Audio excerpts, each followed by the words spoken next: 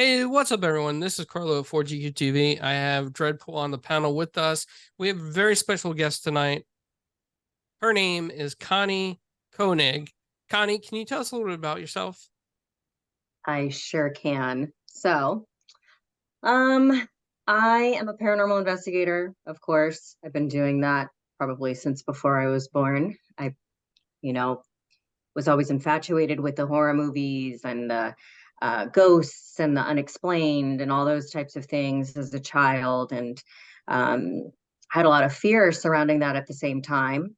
I always knew that I had abilities, and I kind of would push them away because I didn't understand them. So to me, it was kind of like anything that was different uh, was potentially bad. I wasn't able to discern. So, as infatuated as I was also very scared, and I wanted to somehow create these rules to where I would only have experiences when I was around other people. But as we all know, that doesn't happen that way. So, growing up, I would go and check out the local cemeteries and the urban legends and, go to the hill where the car would get, pushed up the hill by the dead children or soldiers or whatever the case may be. And I would try to debunk these things. And got a little bit older, had my first big paranormal investigation in a hospital, in an abandoned hospital that I snuck into. Don't trespass, kids. But I snuck into this hospital. And so, you know, having that as your first big paranormal adventure when you're like 17, 18 years old, that that was kind of intense. Um, I went the corporate route for a little while, and I honestly started feeling like I was losing my mind. And I couldn't figure out why everybody was okay doing what they were doing. I felt like I didn't belong. I played the game for a little while, and then I pretty much was having like a nervous breakdown. And I realized that there wasn't anything wrong with anybody else. There was something wrong with me simply because I was doing the wrong thing. And took a break, and I was, still going out poking around, investigating and things like that. But I happened to come across something about hypnotherapy on Facebook. And this guy was saying that you could become a hypnotherapist in a weekend's worth of time. And you could, do all these amazing things and past life regressions. And that was just really fascinating to me. Well, I couldn't go to his seminar. It was across the country in Santa Barbara, and that was too far, and it was like too soon and too much money. So I looked around and I found that one of the top schools in the country happened to be here in Florida, and it was 9 months long. So it was not a weekend's worth of training. So I immediately enrolled in that. That absolutely changed my life. I really became more in touch with myself, spiritually speaking.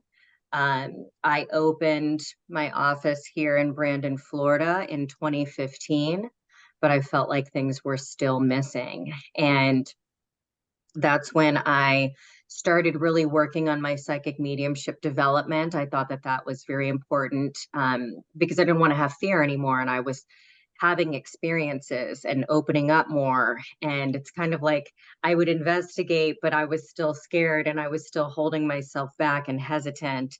And I didn't want to feel that way anymore. Became a Reiki master. And then, I still kind of felt like there was a big piece of the puzzle missing. And I was the person that was taking all kinds of classes. I would, go to different workshops and learn about different things, and just, something was just missing. And a very good friend of mine told me that she was going to go through a shamanic apprenticeship program. And as soon as she said that, I was like, I don't know what that is, but I need to do that. Like, that just totally resonates with me. So I went through it's called Munaki, and that is like pre-shaman training. You get 9 angelic downloads that prepare you to do work as a shaman.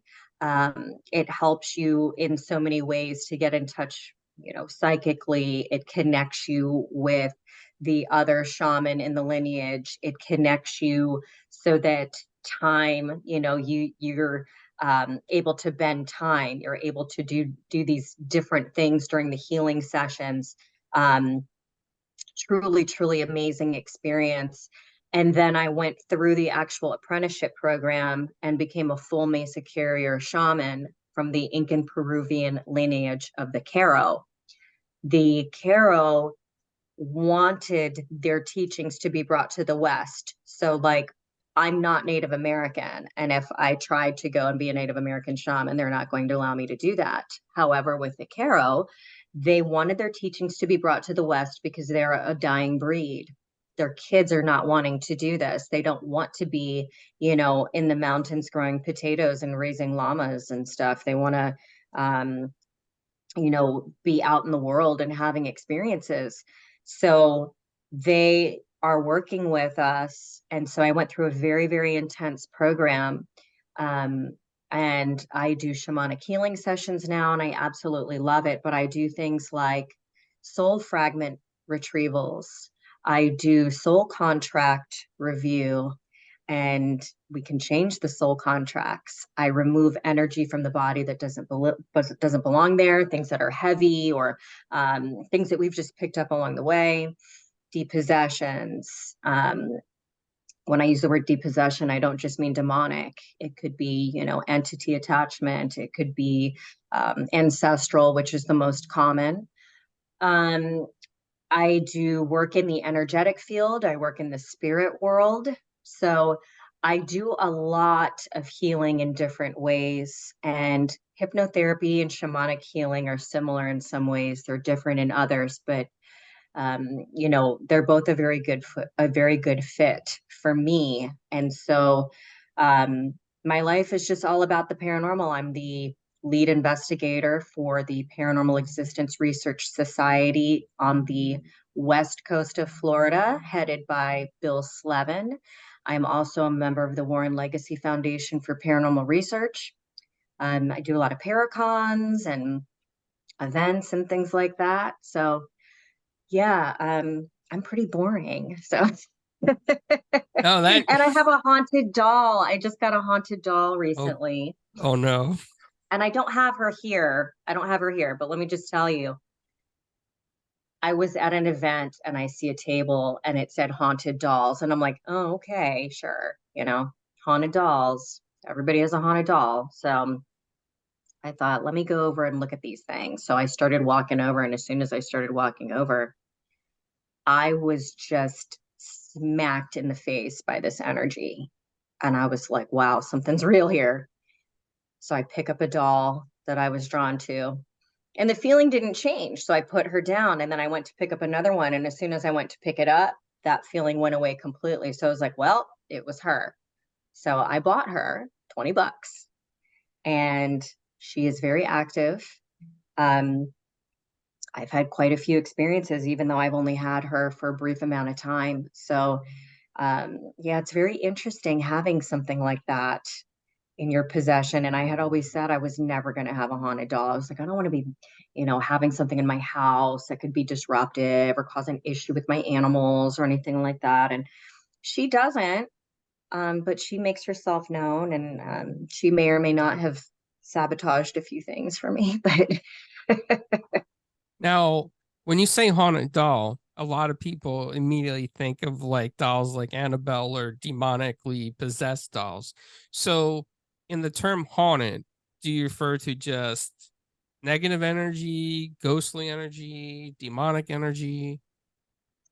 so she is a spirit. And the story that I was given was that she was shunned by her family in life because of her life choices. And she worked really hard to try to win them over, and she was able to win them over, but it took her a very long time. I don't know what those life choices were, but she just wants people to live a long and happy life and to be free to be whoever they want to be. Now, she's very protective of me, but I don't think that that's her story. I don't think that, I think that she's younger, but she's definitely not anything bad. And she's not dangerous in any way. She's not demonic. So I'm trying to learn about her. I feel like her story needs to be told. And then once I am able to fully tell her story, then I'm going to help her to transition.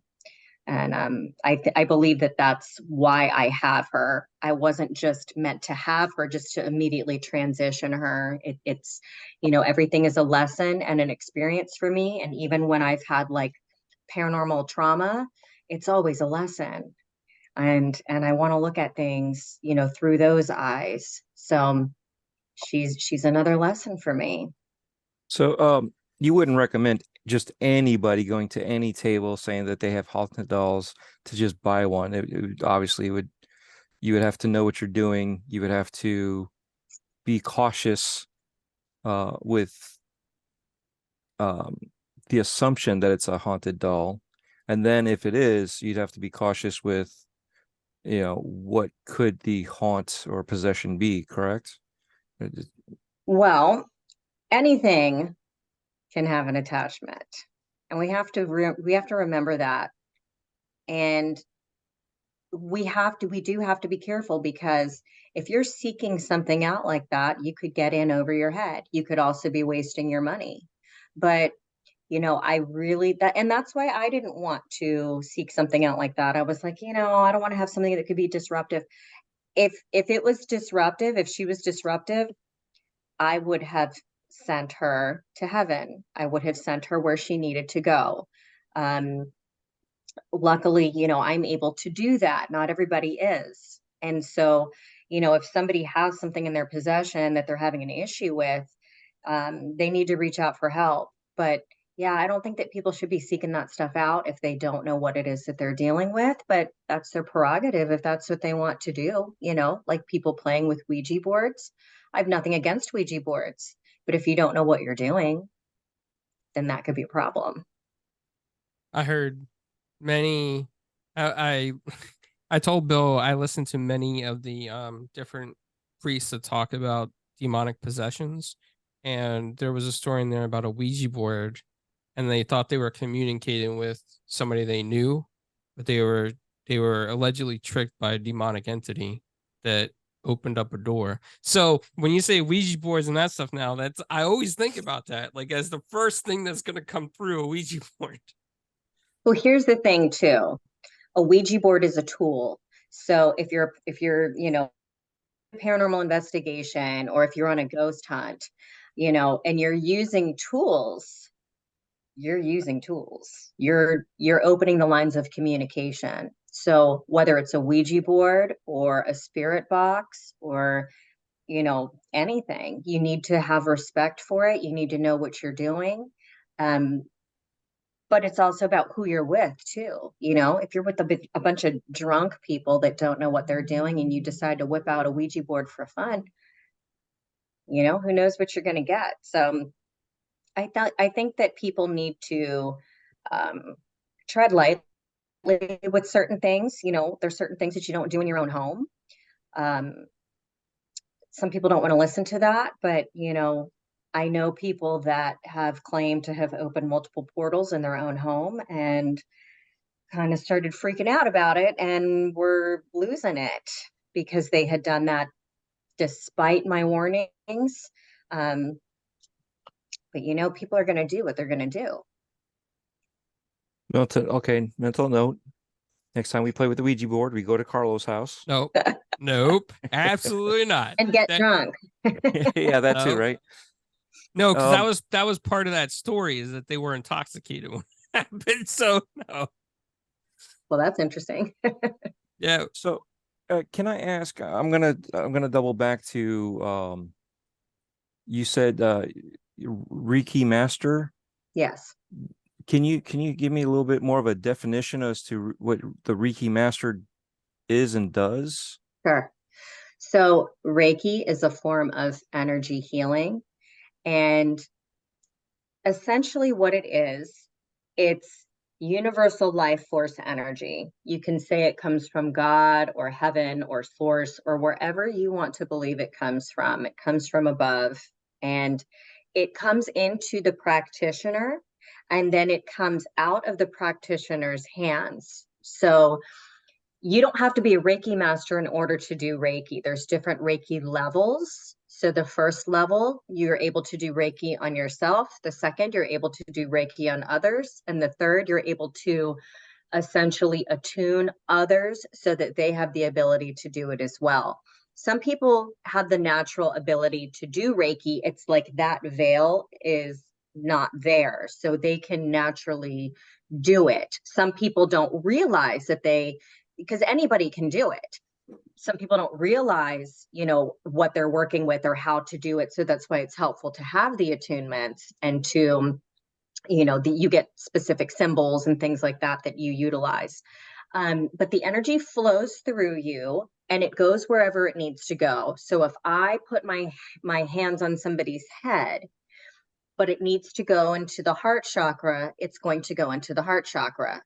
I'm not able to control the energy. I should not try to control the energy. I'm essentially a conduit for the Reiki energy to come through. With shamanic healing, I do work with chakras and I do work in the energetic field, but it is very deliberate.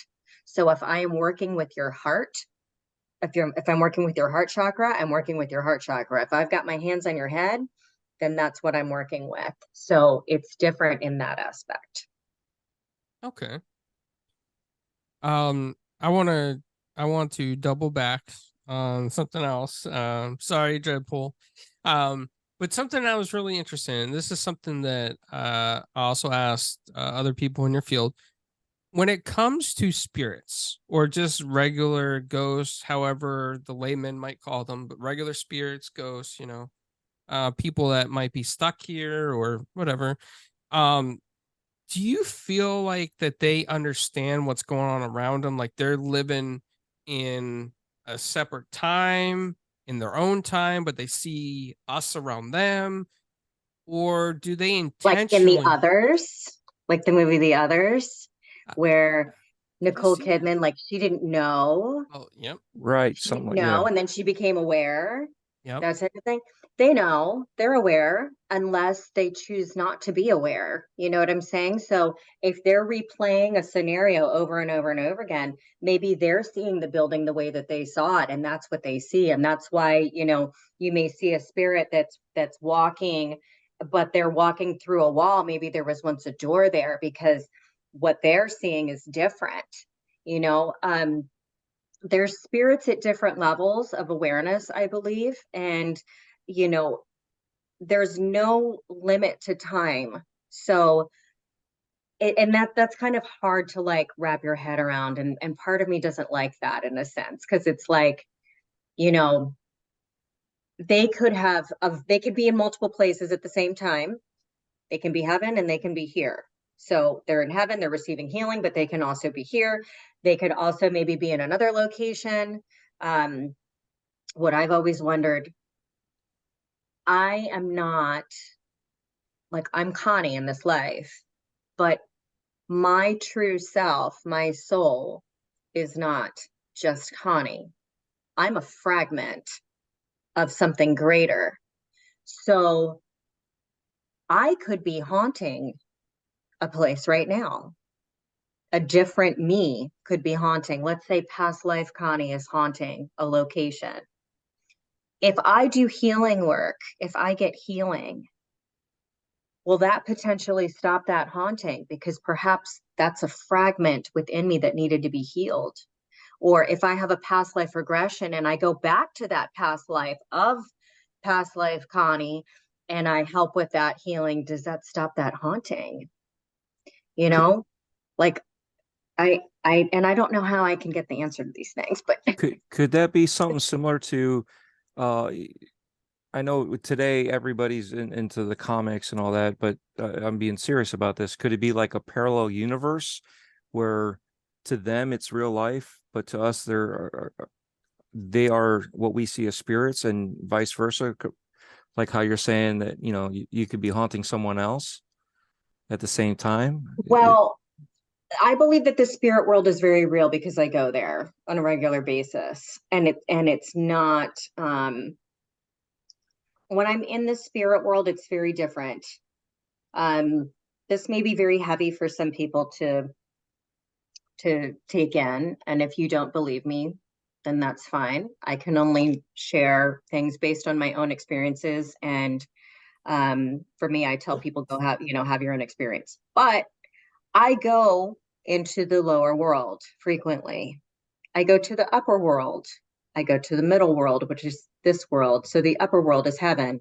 This is the middle world. It's kind of like remote viewing.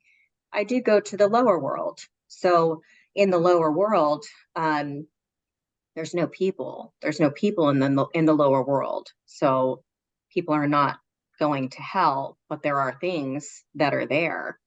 I don't quite know how some of these things got there, but I don't believe that that's where they originated from. So I think that things can be sent to different places, and I don't know if, as far as parallel universes, like, I don't believe that hell is like a parallel universe, you know what I mean? But because there's no such thing as time, past life me is running right now, as well as being dead to me right now, as well as I'm already dead someplace else, and maybe I'm haunting something right now. It's just a lot. So like a lot of curtains up between in it. Let's say like it's almost like the same dimension, but there's a lot of curtains up that block the view of all these other spectrums of the same dimension. Yeah, Would that it's a be? lot to absorb. No, It's a lot. it's pretty interesting. So the question I always have, and this, I think it has a lot to do with my past experiences in life, but I'm always very curious, how, let's say, a not a demon but a negative entity gets attached to someone, and then also how does a paranormal investigator determine, ghost, negative entity, and then a demonic entity, and how does a paranormal investigator deal with a demonic entity when they come across one? I will tell you this. If people don't know how to deal with demons, then they should not try to deal with demons. If you have no training in that, this is not something for the faint of heart. It's not something to fool around with or to try to fix. That's a time when you need to call in somebody that knows exactly what they're doing. Um, and when it comes to attachments, I can tell you that every single person will have an attachment at some point during their life. Most of us are walking around with them right now. Most of us are walking around with multiple attachments. That doesn't mean they're bad. It doesn't mean they're negative, and it doesn't mean that they're demonic. Most of our attachments are ancestral. Um, I remove attachments from people pretty much on a daily basis. I do that in my work. And, the attachment is feeding off of something. The attachment has to connect in some way, shape, or form. So, if there's something that's negative that's attached to somebody, it's for a reason. If I'm angry all the time and I'm, um, engaging in drug use and I'm stealing and I'm just, vibrating at a lower level, as you would say, I can easily attract something along those lines that can attach to me. So I can't tell other people how to remove attachments because I do things in a different way. I do them as a shaman. I also know spirit release therapy, which is a different way of doing it, which is a more lengthy process of removing an attachment. the shamanic way that I do it is actually very quick, and it does work for demonic possessions as well. I have not had to use it for demonic possession, but my shaman has several times. So I have faith in what she has taught me, because everything that I've experienced up until now, my training, my intuition, all of that has kicked in.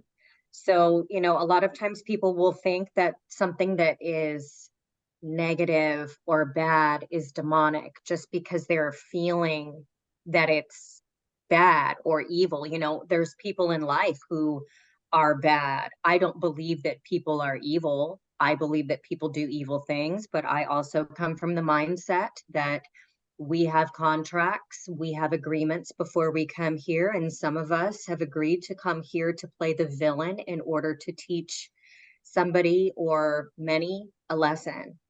We all have specific roles that we play. So I don't believe that there are evil babies that are born into this world. I believe that people are born into this world, and due to the specific circumstances that they agreed to be involved in with agreed upon people, it molds and shapes them into being who they are, and perhaps they do evil things. Things that are demonic have a very, very distinct feeling, very distinct. I have felt things that were bad. I have felt things that were heavy, and I have felt demonic. And there is not anything like that feeling. I don't have experience like Bill does with that. I, you know, am very interested in that because I want to help as much as I possibly can. But I would not go into a situation like that if somebody said that, you know, they had a demonic issue in their home. If it was an attachment, then I would help with that. But if they just had something in their house, a demonic presence, then I'm definitely going to be calling in, you know, others as well. And even if I was doing a removal of the attachment, I would still call in others as well, you know, for backup. I think that that's important, to lean on one another, to learn from one another, and do the right thing for the client as well as spirit, you know. And being a psychic medium, when you go places or you go out and you're just walking about your daily day, I'm sure that there's things or spirits that try to always call out to you or try to get your attention or hope that you see them or hope that somebody sees them. And when you do that, do you ever see like also like what some would describe as poltergeist, or some, or even if you just really sense something demonic, like do you just walk away from it? Like, have you ever been in public and sensed stuff like that and just So for the most part, I do not walk around with my antenna up, as I like to say, because I'm not going to like walk up to the woman at Chili's and tell her that, you know, her grandmother said that she needs to dump her fiance. So I try to avoid situations like that. And, you know, there's a time and a place for that. Have I walked into places and I know right away, or something's there right away? Yes. I was at the bookstore at the mall recently, and as soon as I walked in, I was like, oh, there's a woman in here, you know, so that does happen. I will tell you, I have not worked a demonic case, but I have felt it. I went to a funeral home one time. I was poking around in the cemetery during the day, and I was having some really weird experiences. And I went to the funeral home to use the restroom. I go into the restroom, and as soon as I get into the restroom, I was so fearful. I cannot even describe the feeling that I had. It was like I was in danger and I was going to die. And it was so heavy, it was so thick. I felt like I could see my breath. I can't even tell you the level of fear that was just shuddering through my body. I could feel it. And I'm sitting there trying to call anybody and everybody that I can because I really needed to use the bathroom. And I'm like stuck in here and I don't know what to do. If somebody could just get on the phone with me, I'll be okay. I ended up tearing out of the bathroom. And I don't remember ever being so scared. This was maybe 20 years ago, I want to say. And I was just completely shaken from it. And I said, you know what? I need to go back.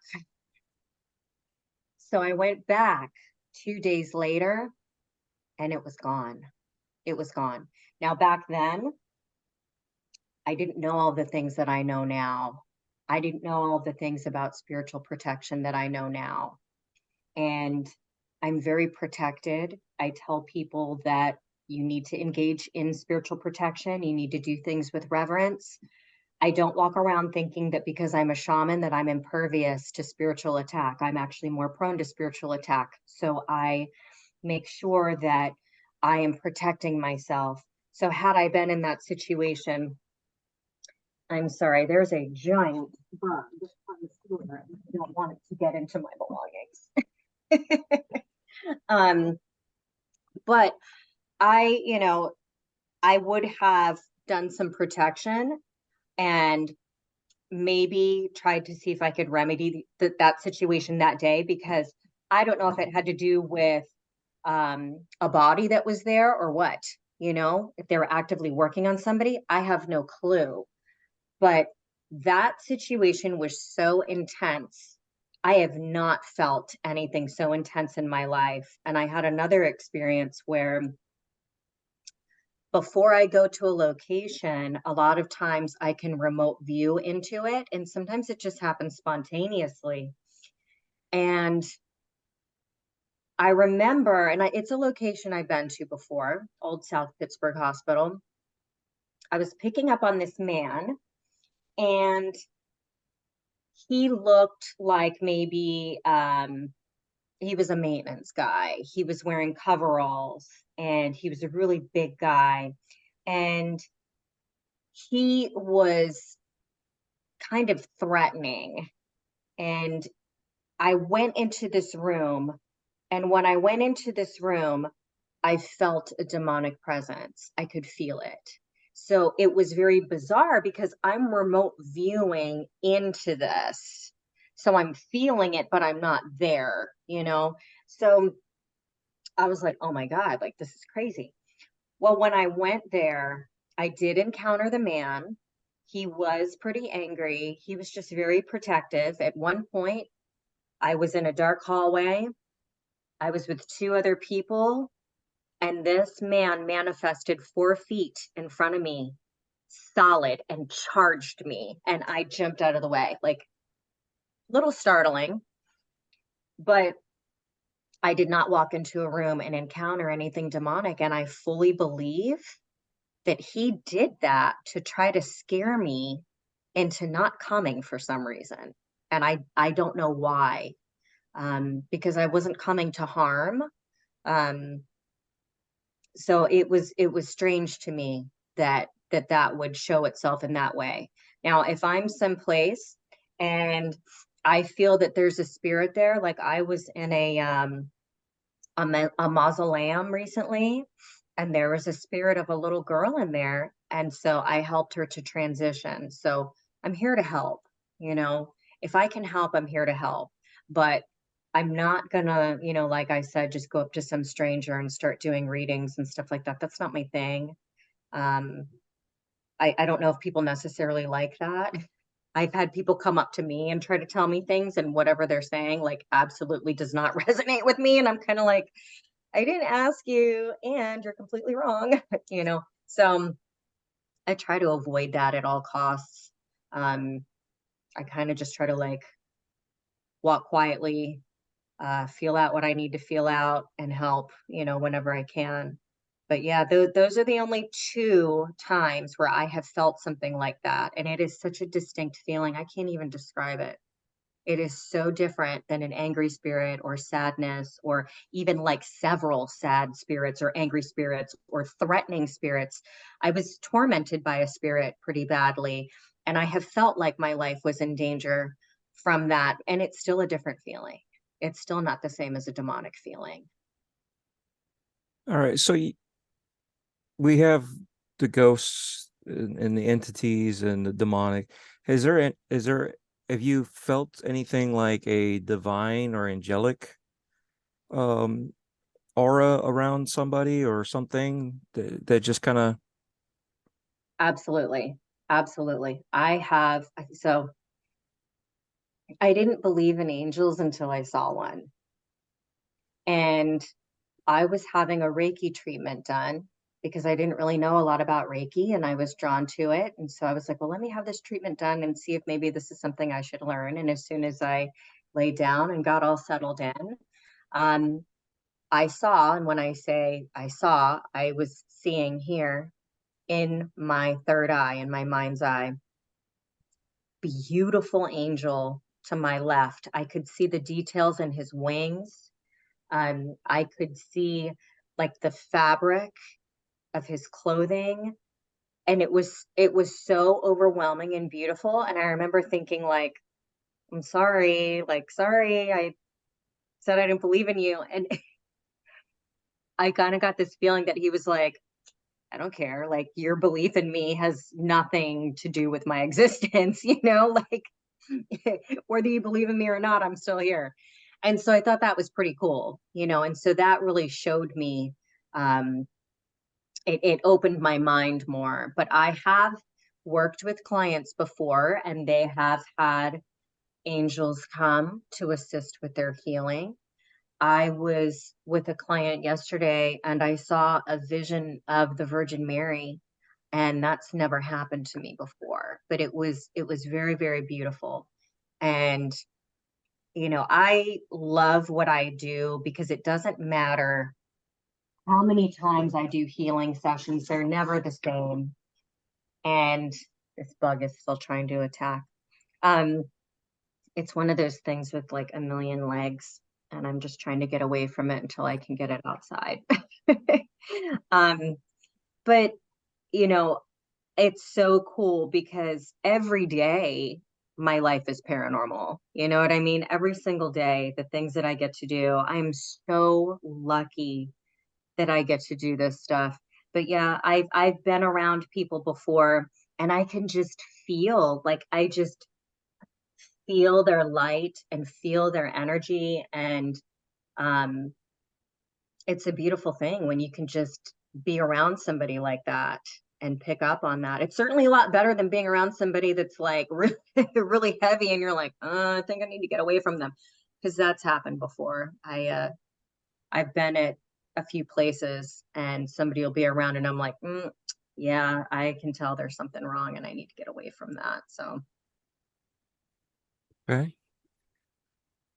Yeah, usually nobody asks. Everybody, like I said, everybody always asks the opposite direction. No, I rarely hear anybody talking about this direction mhm, if they've run into that.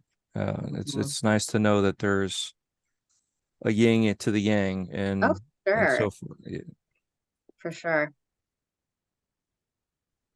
So what I want to ask is, you mentioned that in your spiritual journeys, you travel to, the heavens, the middle earth, and the lower kind of earth. And you said in the lower kind of earth, or the lower dimension, or whatever you may want to refer to it as, you said it feel like those entities didn't actually belong here, that they came here from somewhere else. So So yeah. so are those entities, would you say that they're demonic or just evil, that can't move on, that just are stuck? Well, here's the thing. I kind of wonder if, like, I don't believe that that's like the demonic realm, but I think that perhaps demons have been cast there. Um, because it's not just a place that's filled with demons. It's not what it is. I see weird stuff there. I see weird creatures. I see things that try to trick you. And so I don't know if there's some sort of like, so here's the best way for me to describe what the lower realm is. The lower world, lower realm, whatever you want to call it, it's our collective subconscious that has come together in the darkness, that has created this hell realm. And there are things in there like soul fragments and soul contracts and things that I have to go get. And sometimes there are demons that have them that I have to deal with in order to get them back. But the things that I see there, like you might see a puppy, you might see jewels, you might see a tree walking. It's strange. It's not normal by any means. It's like anything goes. I can't touch anything. I'm not allowed to touch anything there because I could bring something back. I could bring back some sort of energy from that. And I don't know what it is. You know, if something looks like a puppy, it certainly is not really a puppy. But I don't quite know. Like, for example, if I remove an entity from somebody, I'm sending them to heaven. That's where they go. And I know that that's where they go. If I were to remove a demon, the demon's not going to heaven and I don't know where it goes. I'm not sending it. Like I basically say, like, you're going back to the realm that you came from or where you belong. And so I don't know if they end up going into the lower world or if there's some like demon realm where they are created. I haven't gone there and I don't plan on it. So, you know, unfortunately, we don't know everything, but we're not supposed to. We're not supposed to know everything. Kind of like, you know, people are like, well, you know, if you talk to spirits, then why can't you ask them this? Well, they don't always answer you because you're not meant to know everything. You know, we're not supposed to have all of the answers to everything. That's just part of it. Would you? I've heard many different theories through different religions, Right. and I grew up Roman Catholic, so most of the stuff I heard comes from Catholicism. But I've heard many beliefs that, and it's interesting that you mentioned soul fragments, because I've heard beliefs where our souls or a fragment of our souls are all part of our creator's or the universe soul, that we're all part of the same soul, and that the creator just wanted to experience his creation in many different ways as possible. So I've heard that theory before, and I thought that was very interesting. Do you think anything like that in your beliefs? So I absolutely believe that we are all connected. We are all one. And we have chosen to have these experiences. There's different layers to heaven. When you get up to a certain layer, then you become part of that oneness again. Other fragments of you may not be up there yet. You may be having other experiences, but the fragments that I get are not fragments that are receiving healing. They're fragments that have left due to trauma, surgeries, accidents, relationships, things along those lines. So we literally will lose pieces of our souls when we go through experiences like that. And I'll tell you, I am not the type of person that you tell me something and I'm just going to believe it. Like, I need to experience it. And so that's why I'm very firm in my beliefs, because they are my experiences. And I had a soul fragment of my own that was put back in. And I had gone through a very, very severe trauma a few years ago. And this fragment was related to that trauma. Well, I decided to watch TV that night And it just so happened that what I was watching on TV had the same trauma that caused this soul fragment to leave. And I'm watching it. Normally, when I watch TV, I'm like looking at it from a creative standpoint, or like, wow, it like took them a really long time to do that scene. Or I start thinking about it in a different way. And I couldn't. And I was getting really emotional. And I'm like, wait a minute, Connie, like separate yourself. You know, this isn't even real. And you don't even like this show isn't even that big of a deal to you. Like, why are you getting upset? I couldn't calm down. And I felt this burning in my chest. It felt like fire. And I swear I felt it come out. And I was like, oh my God, like it came out, like I just lost it. So I contacted my shaman. I was like, oh my God, like I don't know what to do. So she told me what to do and I was able to get it back. But I can tell you it's real. Like I can tell you based on my own experience. And sometimes when I pull somebody's fragment, I don't know what the fragment is. Like sometimes I'm like, well, this is related to a car accident that you had when you were a child. Sometimes I can just say that and I know that, and that's what happens. Other times I'm like, this is a brooch. It looks like this. It has this detail. It's this color, blah, blah, blah, blah, blah, whatever. And I'm describing it and I know nothing about it. And they know exactly what it is. So because they know exactly what it is, even when I don't, then that's validation for me. So I know that it's real. And I've had people tell me that they have felt different having that part back in, you know? But you know, I didn't know that that's what happened. Like I had no clue that you could just lose fragments of your soul like that and they would end up in this lower realm. It's not like the fragment is getting healing, you know. So it's very interesting, but I do find false fragments too. I find false fragments, and there's a way for me to tell if it's real or not, because the lower world is filled with trickery. So I don't advise people just to go down there and start digging around or to try to do any of these things if you don't know what you're doing. All right. Well, this fragment's got me on a thought process here. Deja vu. How is that like part of the fragments too, or something? Or how does it happen? Because people have talked about it.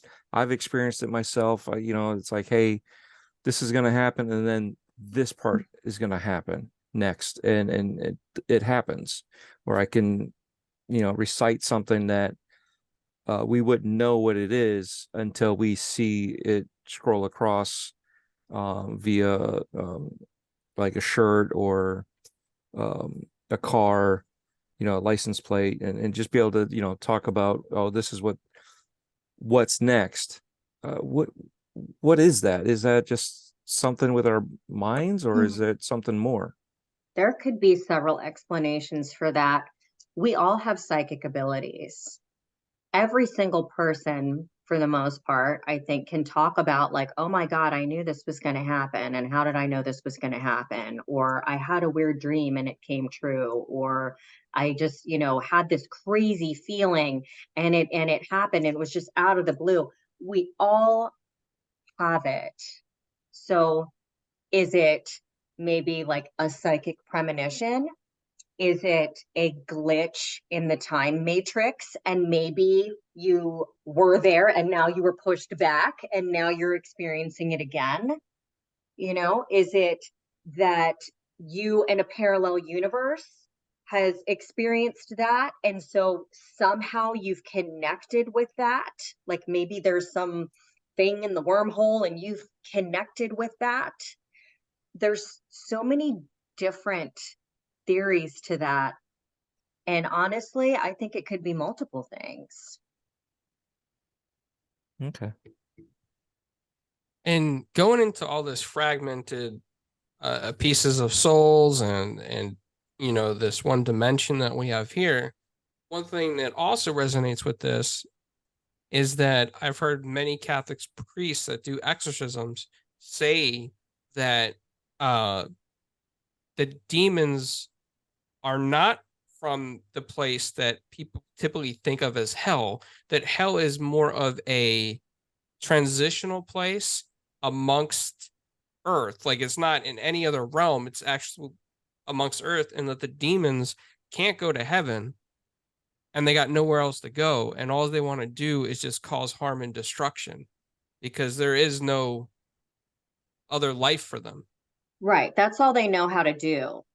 So you can't bargain with the demon and expect to win. You know, you can't try to heal a demon or, you know, because I had asked, I was like, if I end up you know, doing a depossession on somebody and it's demonic, do I try to help it to heal? And the answer I got was no, because that's what they know and that's what they do. And maybe there's a way to do that, but it's not my place to do it. Um, Hell is a state of mind for sure.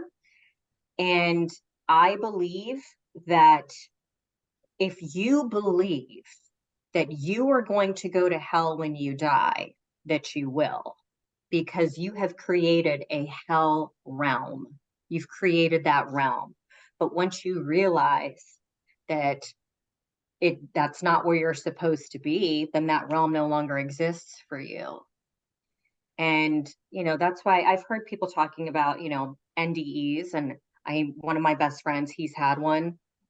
And he ended up, you know, just having this like fundamental knowledge of so many different things, and he wasn't even a spiritual person before any of this.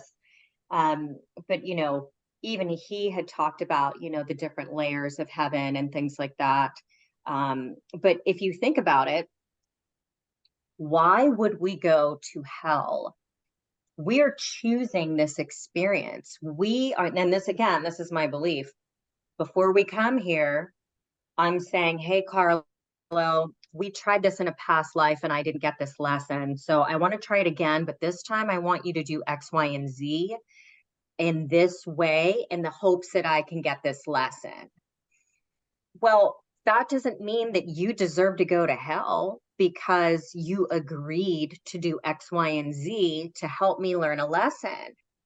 You're playing a role. We've all been villains. We've all victimized other people. So we all have like, and so I believe that these fragments, like, let's say that somebody led a very dishonest life. They were on drugs, robbing, stealing, murdering, whatever the case may be. They're going to heaven, but they're not going to the highest level of heaven. They're going to the lower area of heaven where that fragment is receiving a tremendous amount of healing. It's like a robot being depleted and then the robot has to go and get juiced up again. You know what I mean? That fragment has to be healed because it just put forth so much into this life. Or even somebody that has suffered and maybe they weren't, you know, doing bad things in this life, but maybe they were the victim of some really, really bad things. They have to go there as well so that they can receive tremendous amounts of healing. But it's healing, it's not hurting. It's just, you know, and it's heaven, but it's not like, oh, everything's glorious. It's love and it's healing. And it's just different. You mentioned something that I want to touch on. You mentioned ancestral attachments. What would an ancestral attachment be like?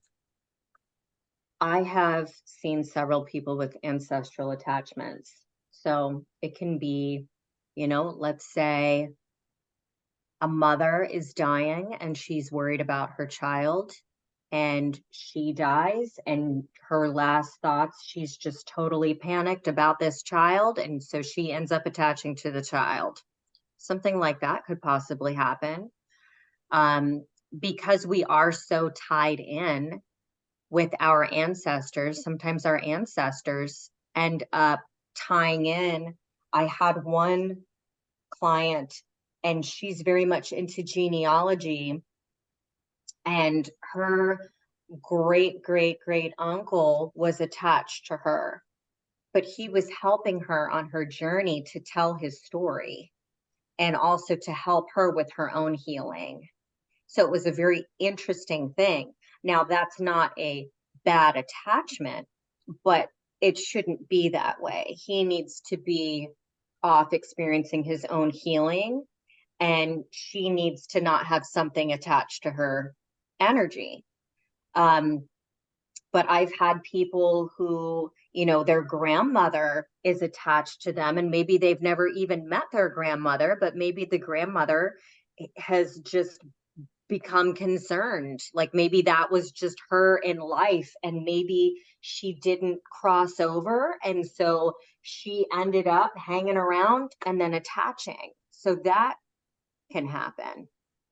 And, just that bond that we have when we experience lives with people over and over and over again, with the same people over and over and over again, maybe they're attaching, maybe my, great, great, great, great uncle is attached to me because I was his wife when he was living, and so maybe he's attached to me for that reason.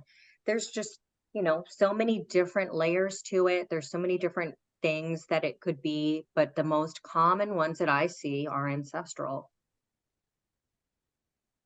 And So oh, go ahead, Dred. I was going to say, so it's not necessarily a bad thing, but it's obviously not a good thing. Right. It's not bad, but we don't want it at the same time. We don't want anything attached to us feeding off of our energy.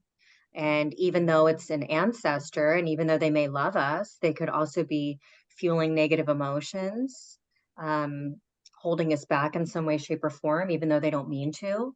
So it's just better not to have that. Okay, so inadvertently we could be getting hurt from my ancestors, even though it's meant with love. Yeah. Yeah. Okay. So with ancestral attachments, I do have a question, because this is something that many priests in the Catholic Church have spoke about and believe, but they believe in something called ancestral curses, where a curse will follow the next of kin because of an ancestor making a evil deal or possibly a demonic deal without realizing it. Do you believe in ancestral curses? And if so, how can you tell if you have an ancestral curse? I do believe in that. I believe that things carry in our DNA, just like illness, even emotion, traumas, those things carry forward. So, yeah, I do believe in that. And, maybe it's like a pact that the whole team made together when they were up there, but I do work with that. So, sometimes, you pull a soul contract and it mentions something about having to deal with X, Y, and Z, or to, you know, um, the belief before we got down here, it's like, okay, I need to right this wrong, but I'm not able to, type of thing. You can change that. So you can change that. And I can pull it, but I don't always know what I'm going to pull. I only pull a contract that I am shown to pull. It's not like I get a whole filing cabinet and I can take the whole thing, or I can say, okay, where's the one with the curse? Um, I can request something, and if I'm shown it, then I can be shown it. But even like I'll dig down and I'll see something like in the DNA that has been passed forward along those lines, and clear that out energetically as well. So there's different ways, I guess, that those things can be stuck within our energetic field. There's more than one way to do things, I guess. But yeah, I absolutely do believe in them. Okay, it's kind of got me off on a weird tangent here, but with ancestral, could there be like ancestral memories, something that you could remember, as if we've had people speak of past experiences that they were another family member in the past, I believe and so. okay, so I've had clients because, we can run in the same soul group, you know, uh, maybe I was my father's mother before, you know what I mean? So maybe I have a memory of that. And I've experienced people who have said, like, my grandfather died and then my son was born. And then when he was 3 years old, he said something to me that only my grandfather said or called me, or, you know what I mean? So I definitely believe that that can carry forward, and we can run in these groups, but we don't have to. Maybe we end up learning what we need to, and then we end up with another group, or maybe we end up, this person leaves and another one comes, and it's just all very, very interesting. The people that are very, very close to me in my life, I've had multiple past lives with them, and I've seen some of them. That's interesting. There's a lot of interesting things that I wish I could say on this about my life growing up that makes sense with everything that you're exactly saying, just between my mom and dad and Yeah. different people that intervene between them.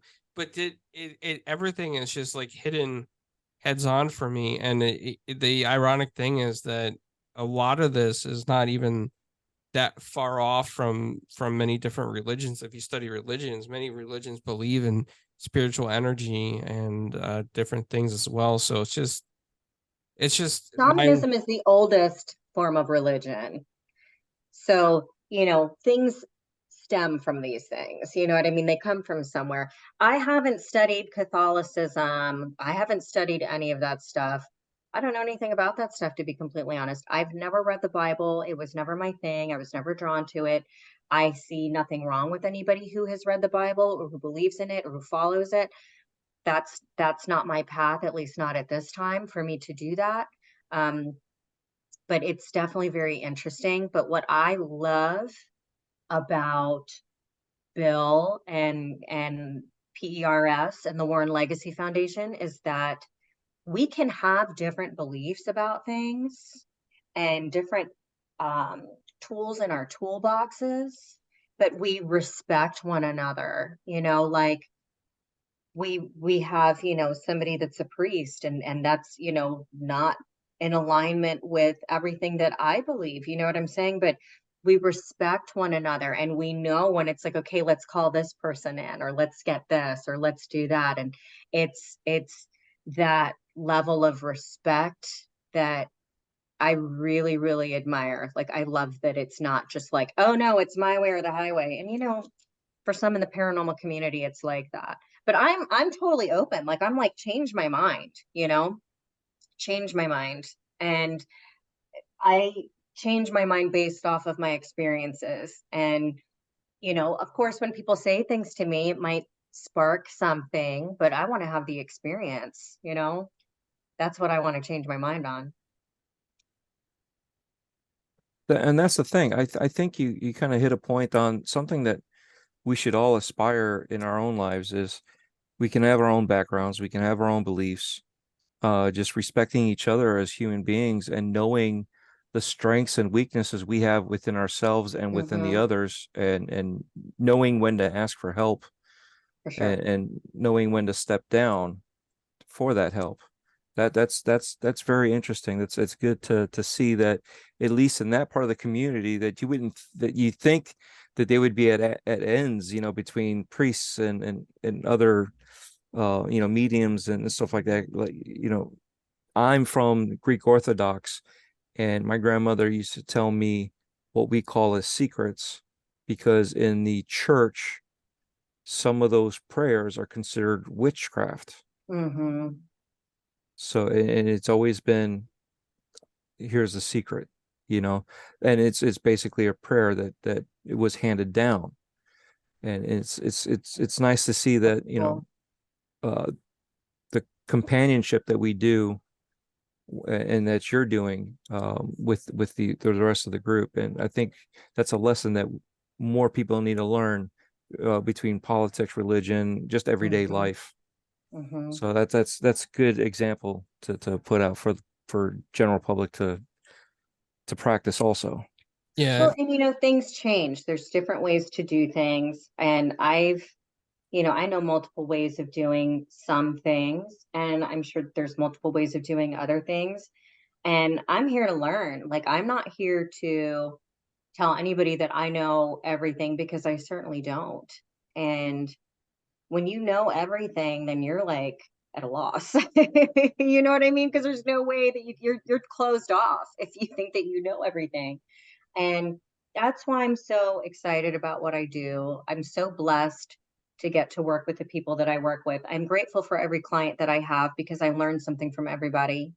And, you know, I'm honored that people trust me enough to come to me, because we get real deep in here. We get really heavy. And, um, you know, the fact that people trust me to do the things that I can do for them, you know, that's like, it's like I live a magical life, you know.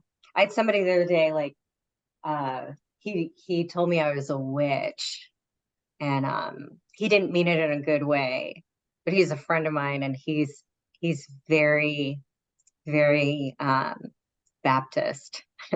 And he's like, you know, all that witchcraft that you do because you're a witch. And I was like, well, maybe I am a witch. I don't know.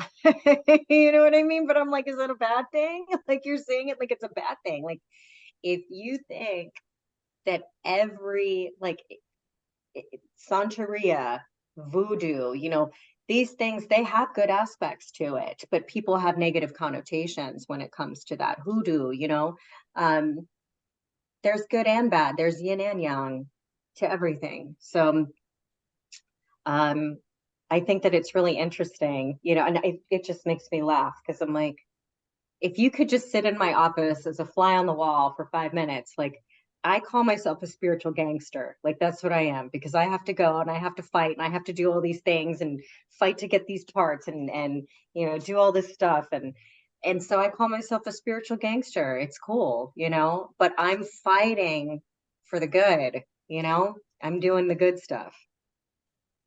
Yeah, one thing that you said is definitely true here, is that it doesn't really matter what your spiritual beliefs are. We can all work together, because one Hmm. thing that I've taken from, I have listened to many different exorcisms, and most exorcisms that I've listened to, of course, are done by exorcists in the Catholic Church. Yeah. However, one interesting thing that they do say is that they're not always the only religion in the room. Sometimes they call in a rabbi with them. Yep. Sometimes they call in a Protestant reverend. Sometimes they ask for somebody in the family if they're like if they're of indigenous or Native American Yeah. descent. They call Yep. in somebody of that faith with them, because they don't know exactly what they're dealing with 100% of the time. So I just think that's a very interesting take, and that we all should have an open mind on trying to understand everybody. What really pushed me into that, I was being tormented by a spirit, and I was doing everything that I could. This was years ago, to try to fix the situation. I was like, I got to get this guy gone. I need to figure this out. And it's funny, because people are like, why don't you just like get away? Why don't you just like move? And I'm like, no, I don't want to. Like, it's not that isn't something that I can consider. That's not the answer. I'm supposed to fix this. So I'm saging and Palo Santo and salt and, you know, chanting and calling upon anybody that I could possibly think of, and playing music, and, you know, doing everything that I could, and it wasn't working. And I'm like, why isn't this working? And it was baffling to me, because I'm like, I was going on these investigations, but I was ghost hunting. I wasn't helping, you know? And so that opened my eyes, because I was like, I don't want to just ghost hunt. I want to investigate and I want to help. So it kind of pushed me to do that. But I was like, why isn't there just one way to do this? Like, I don't understand. Like, this should have worked. And I go to these metaphysical shops, and I'm like, oh, well, you just need this, or you need this oil and it'll work. And nothing would work. And I couldn't figure it out. And had a medium come in, and she helped me. And it was so simple and it was so easy. And I couldn't believe it. And I was like, this is insane, that I was running ragged, trying to do all these things. They weren't working. The answer was so simple, and I had no clue. But it's not like that for everything, you know? But that was such a huge lesson for me, again, because I was like, I was under this misconception that you could just, do whatever, hey, and it's gone. If I wanted to go, I could go. And no, it doesn't work that way. I like what you said there. You mentioned ghost hunting and ghost investigating. Yeah, There's a clear difference there, obviously. for sure. To the layman, we think it's the same difference. But would for the general public, ghost hunting is like a hobby, Yeah. and obviously, It's like, oh, I want to go and I want to have experiences. right. So that's what you're looking at. You're not looking to stir anything up. You're not looking to solve any Right. potential problems. You're not looking to do anything like that. You're just there for the experience. And then the Mm-hmm. investigation is actually finding out more history. Hopefully, if it needs solving, obviously, a collection of individuals that for their profession to help with whatever the issue is that needs to be solved. So there's more to that, and you obviously are more attracted to the investigation side of it. Um, what was the switch between? Were you involved in the hunting part of it first, and Yeah, then I switched was. over? I was involved in the hunting part, and people that I would investigate with, like, we would investigate people's houses, but we weren't doing anything to help them. It was more like, oh, let's go see what's going on. Or, we would go to the cemetery or hospital, or we would go to, like a haunted road or into the woods, or, just to poke around and see what we could find. It wasn't about, it wasn't really like researching. I wasn't, trying to find an answer. I wasn't trying to help spirit. I wasn't trying to help a person. It was more, just for the thrill of it. And, this experience that I was just talking about, that really woke me up, because I was like, that's not what I want. Like, I don't want to just have experiences. I want to do something to make a difference, because that's what I was supposed to do. I'm not here to just poke around and fool around on the other side. Um, and it's interesting because when I became a Reiki master, you have these attunements, and that's where they essentially give you the ability. They connect you with your ability if you're not already connected, and they help you so that you can learn how to use it and stuff. One of the things they did is they did a meditation to see when you were a healer in a past life. I saw that I was a medicine man. I could see that I was by a fire. I couldn't see what I was doing, but I knew that I was a medicine man. And I remember I was just like, oh, I don't want to be a medicine man. That's boring. I don't want to play with herbs. I don't want to do that. Like, why did it have to be that, And looking back now, it's funny to me because I didn't know what that was. And I do consider myself to be a medicine woman, but there's different types of medicine men and medicine women. So I don't work with plants. I'm not about the plant medicine. I work with energetic medicine. So I know that I have been a shaman in a past life. And when I was learning about the shamanic lineage that I'm a part of, I would hear certain words, like, for example, like, this is called a watana. And somebody would say to me like, oh, okay, well, you need to get a watana. I knew what that was. And it's like I would hear a word and I would just know. It was like I was remembering. So it was very interesting. And when I would learn the techniques, um, we would write them all down. This is what you're going to do. This is how you're going to practice it. I had a full understanding of the technique and why we were doing it. Whereas other people are like looking in the notebook and they're like, okay, I'm supposed to do this. And I'm like, no, like, I get it.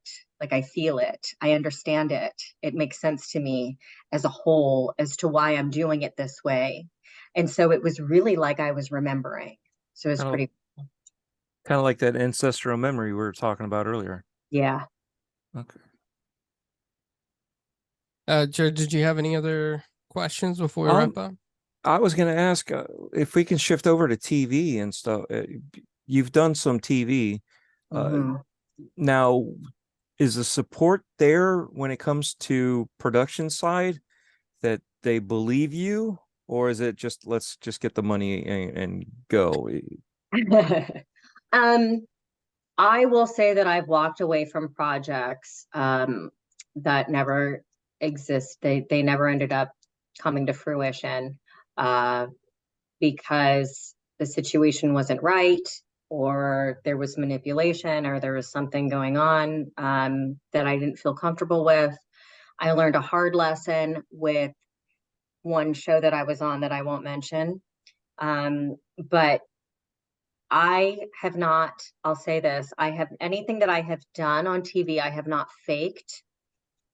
There are things that I have done that were not fully explained on TV, so they look weird.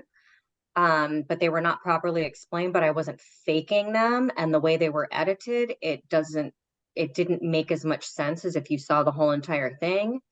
But I filmed something recently that I feel that I'll be very proud of once it comes out, and I'm still waiting for the date, and I can't say what it is.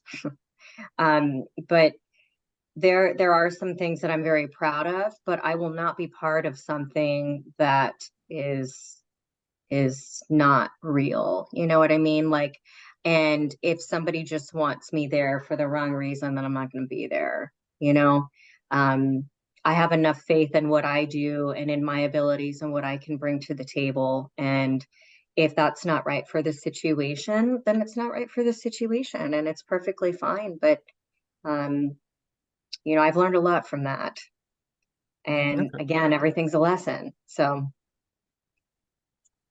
Yeah. And it's nice to know that, um, again, you did do what you do, and it's 100% accurate to what you feel, and not the portrayal that they do, because we know yeah. that they like to sensationalize. Hmm. Not saying that everybody's bad when it comes to TV, or the bad shows or anything like that. It's just part of the showbiz is what it is. It's Um, entertainment, yes. entertainment, and you have to take it at that. There are some things that are on TV that I know that are very real. There are also some things on TV that I know that are not, and I'm not going to share which one is which. That's for others to decide. Um, but I moving forward, like, I really just want to be part of projects that I'm proud of. I like sharing what I do with other people. I like being in front of the camera. I think that it's really fun. It's something that I enjoy doing. And um, I like I like entertaining people with the real stuff that I do, because I think the stuff that I do is like really cool. So you don't have to fake it. You know what I mean? Because it's already cool. So that's just how I feel about it. Now, it's kind of hard to fake when you have a whole slew of um, certificates and training and all that. But was it licensed hypnotherapy for over 700 hours of training? Yeah, That's insane. yeah. That's dedication. That's And I've been in the same building since 2015. Wow. So, you know, uh, I'm the only person from my hypnotherapy class that is still in business. So, you know, um, and I see shamanic clients all the time. I don't do Reiki very often. I love Reiki, but I'm like, I can do better. I can incorporate that, but I can do more for you. And I'm very much the type of person that I want to give people the most bang for their buck. It's not about selling packages and just having them, come in and give me money and I'm laughing all the way to the bank. It's not like that. I'm very um, proud of my reputation in the community and in this area. I work with people, from all over the country, because I do work virtually with the things that I do as well. It doesn't have to be in person. So I'm very lucky to be able to do that. And like I said, I'm proud that I'm still here. Yeah, that's amazing. yeah. Well, Connie, I'll go ahead and wrap it up. I want to thank you for your time and ask you to just hang around after we end the recording. But Thank you so much for coming on and talking to us. It's just been a Thank you. Yeah. great learning experience. Yeah, Thank you. definitely. It's eye-opening, learning. It's all the above. Really appreciate your time. I enjoyed your questions. People don't normally ask the questions that you guys ask, and so I really like that, and I appreciate that. And go ahead real quick. I'll put it in the description as well, but can you tell people where they can find you? My address is, no, I'm kidding. So Cahni Konig, you can find me on Facebook. You can find me at sacredspacespiritualcenter.com. And I think my other social medias are on there. I'm not super active on like Instagram and TikTok. I'm just so tired. But yeah, Cahni Konig on Facebook, send me a friend request or follow me or whatever. And sacredspacespiritualcenter.com.